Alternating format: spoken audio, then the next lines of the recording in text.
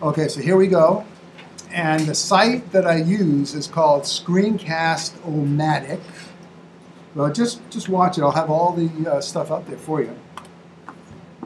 And as we go along, if you have questions, ask those, because you'll hear, yeah. I have a question already.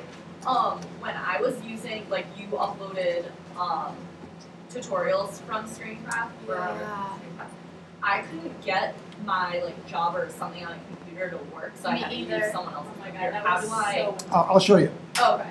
Basically, what you do is you upload to YouTube. Oh, okay. There are a couple of different ways, 4 different ways you can actually save this. Yeah. So if the recording doesn't work, upload it to YouTube, you can embed it from there. Oh, okay.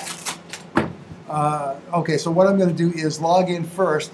Now, when you come here, you want to join, you want to register, and the thing is that it's free. If you become a pro, please don't go there. Just please indulge me. So I'm going to log in. And then password. And I know you're not going to forget this password because you can use this over and over again, but there's always somebody. And I'll click, and it'll show your name up here. Now I have the pro account, but you won't have it, but you'll still see this. And what this means is any kind of recordings that you make will be stored up online. That means that anything you make this year will be available next year, and so on and so forth. So I'm going to start recording by just clicking on Start Recording. And it loads the JavaScript or the Java applet.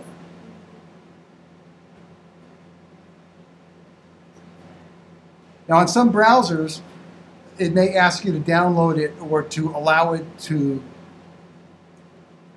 take over the screen, and that's all it's doing here. So it's ready to go. And now this is the recording screen. If you notice, on the bottom, this is the record button. This shows you the audio is working. Size, you can change it according to how the standard box size is, or else you can customize it yourself. You can actually, if you have a webcam, you can put the webcam in it. There's a bunch of advanced features too that you can check out.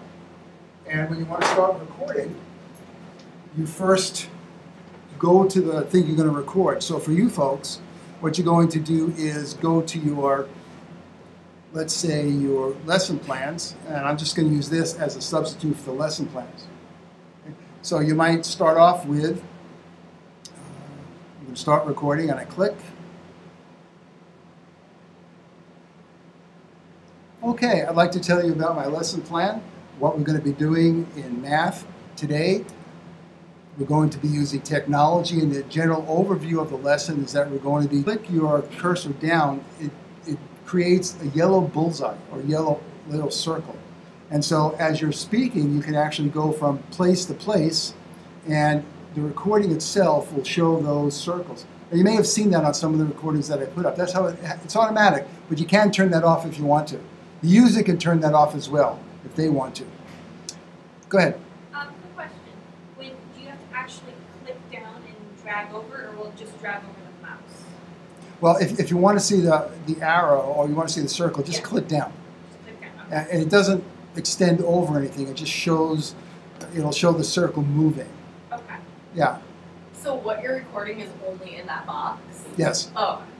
And that's why some people like to record the whole screen, but there's no reason to do that. You know, sometimes if you do the whole screen, you lose the focus of where you want people to look. Can you pan the box down? Yes, you can. So you just, if you want to move to another portion, you just kind of move it like this. Say you want to, something isn't in there, you would say down here and show them where it goes. I forgot what I wanted to say, so I'll pause it and think. Now, sometimes I would read what I want to do, or other times I would just do it the way I would do it. But think about this. You're going to be making a presentation in your EDT or XYZ class or some other class. You've got to do a PowerPoint presentation. Record it first. See how you sound. See what you might want to change. Maybe how it looks, because we always want to know how we look, how we sound. Maybe we don't always want to know it, but it's helpful to improve what we're doing. So anything that you want to present, you can rehearse it this way as well. And sometimes you'll change what you're going to put in here because it sounds better to say something else. So then I'll go back and continue. And then I'll continue, and as I go down the page, here's a video I'm going to use from YouTube, and click on the video, and the video will play part of it, and I'll stop it. And then finally, at the end, I will click Done.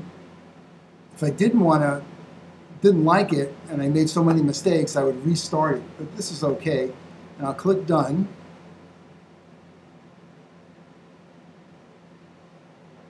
And so I have a choice of sending it to Screencast-O-Matic, or YouTube, Google Drive, which is, I don't know if you guys know what Google Drive is. They're going to be putting up a cloud storage for folks. I don't know how much it's going to be, 5 gigabytes or 10 gigabytes, but you can leave all your stuff up there and back up your stuff if you have like a lot of files. 5 gig is not a lot. I don't know how much it's going to be, but they want everything that you do, so they're trying to induce you or incite you or attract you to use Google. You can make a video file and actually download that to your computer. So if you just wanted to show it on the computer because you're not going to be online, you could download the video and play it on the computer as well. Sometimes you're blocked, right? You're blocked from YouTube or other sites. So if you download it, you can play it right on your computer without having to worry about being blocked. So I'm going to send it up to, I've got to give it a description. And then I'll go down here. I can add captions. That means that I can actually write captions, and I don't do that, but you could.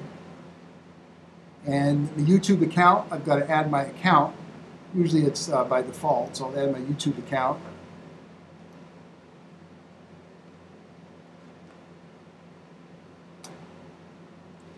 And I think I'm already in, so it says grant access.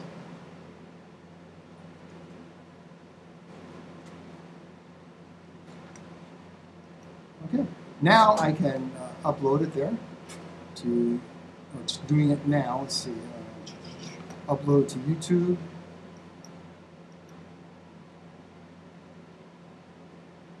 It'll take a couple of minutes. So what happens is it sends it up to YouTube, and YouTube converts it to a Flash video, and that'll be easier for you to see because you're able to see those from YouTube. Basically, that's it. If you play this, I think I can get it to play. Okay, I'd like to tell you about my lesson plan, what we're going to be doing in math today. To be doing multiple addition or something like that. Now, each time you click your cursor down, so then when you finish it, when it's up to YouTube, you know how to embed from YouTube. You can take that and embed. So what you'll do next week is I'll have a file, a place where you can put the URL for that, so you don't have to embed it. But you can embed that on your website, the Yola site, because you know how to embed that kind of stuff too. So I'll put that on the homework as well. So basically, the 3 things I want you to do is to finish up that lesson plan, that wiki, then record how you would give it, and then the 3rd thing would be the states. Now, I want you to do it, I want to do it this week so that next week we can look at it, because I won't be here the week after, so I'd rather, if there's any trouble or anything, I'd rather be here to help you get it going as opposed to just leaving it online. Question or comment? Got to have at least 2 and we'll stop. Yeah. Well, I have one about, like, on my lesson plan, if I want to, like, embed a link, but not just, like, embed it, I want it to be, like, well, you know how sometimes